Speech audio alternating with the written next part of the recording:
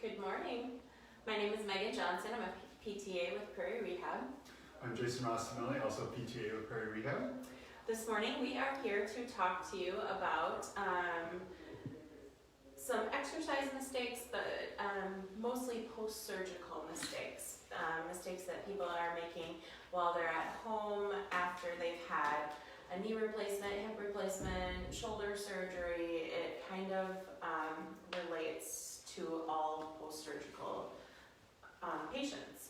So we are going to get started with number one mistake that we see in some patients is staying ahead of your pain.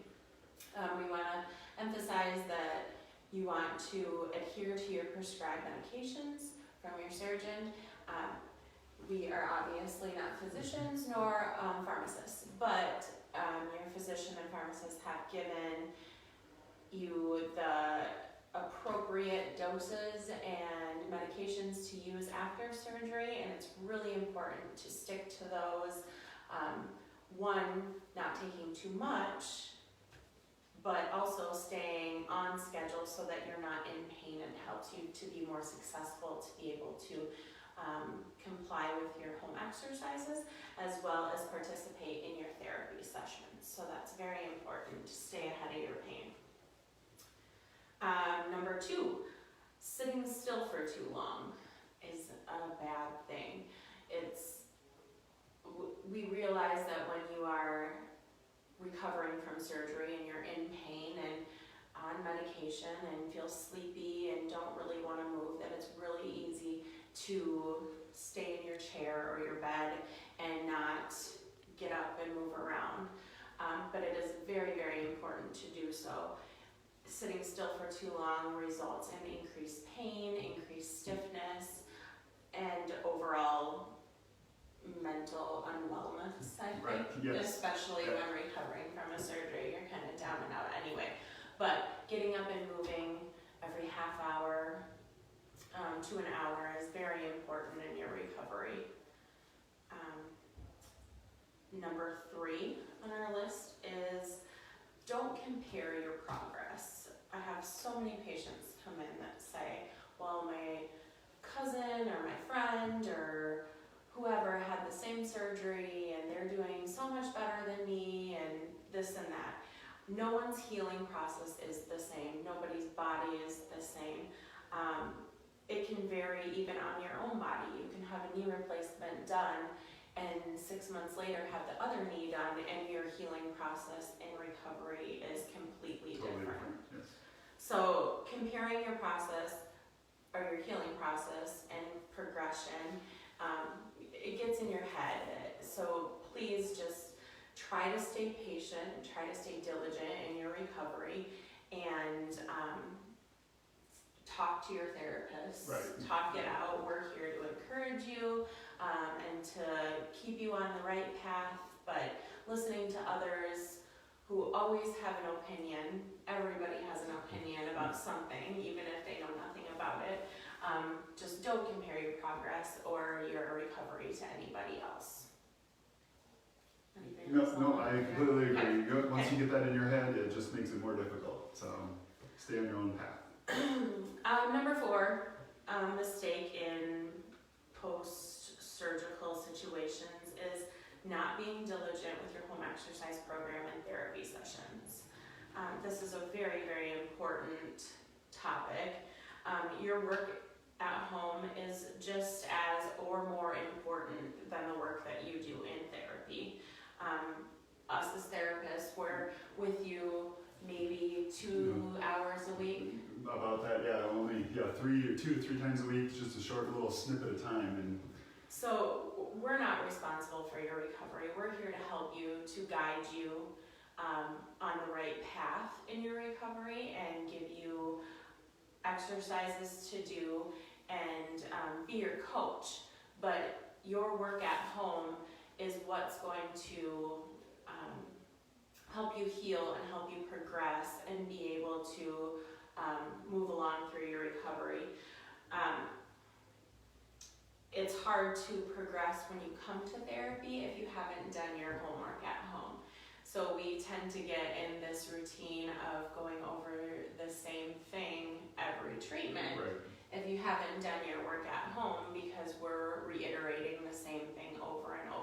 We want to be able to show you new things, to progress you, to ultimately get you to the point that you're better and you don't have to come see us.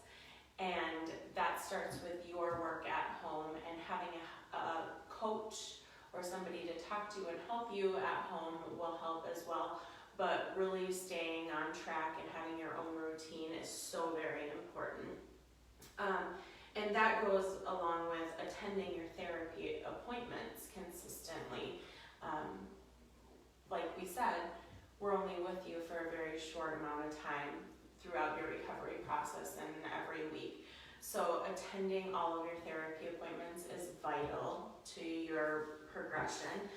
Making sure that you are doing your home exercises correctly, making sure that we're answering questions you have so that you are doing your exercises correctly at home.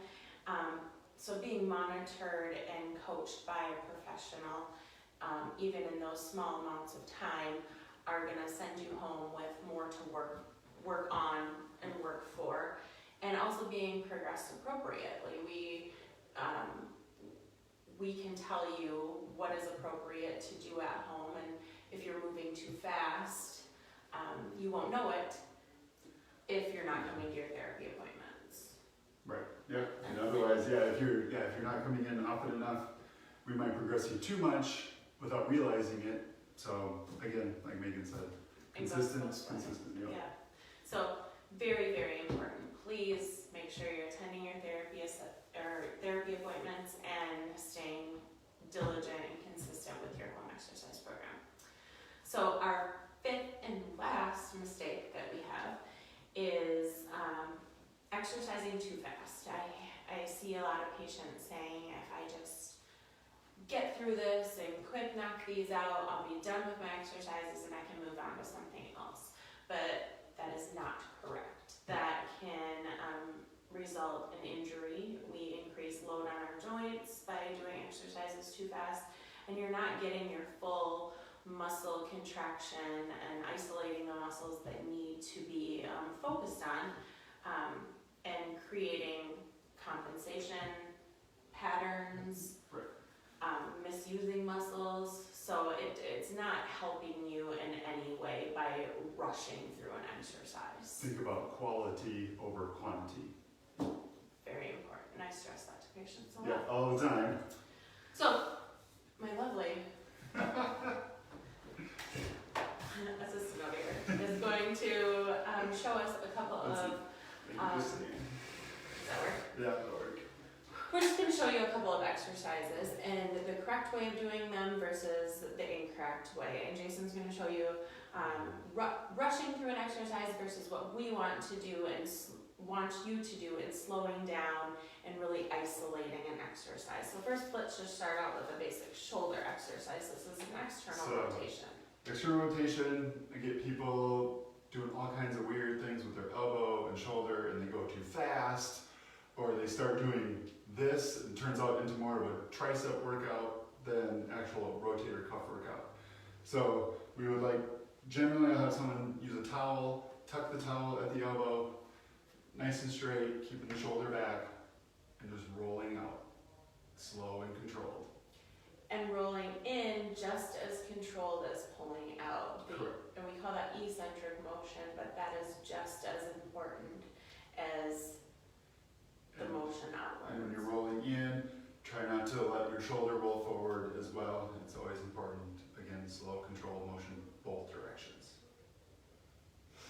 So, same goes, let's just do a bicep curl. So again, people will just go fast. Again, they think quantity is better than quality, but slow, controlled on the way up, but also the motion on the way down.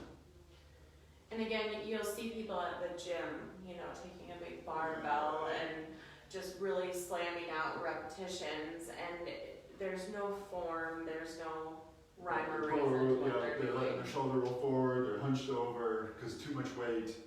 Again, appropriate weight, you should be able to hold your form and keep it controlled in both directions. Which is another great point, going back to coming to your therapy sessions to make sure that we are monitoring and able to tell you what an appropriate weight is for you to use at home so that you're not doing something too heavy and injuring yourself. We can go to some light exercises if we want to just Sure. sit in the chair there. You're able to rotate. Okay. Move. There we go. Okay, what did you have on the list? Just, let's do a hip flexion.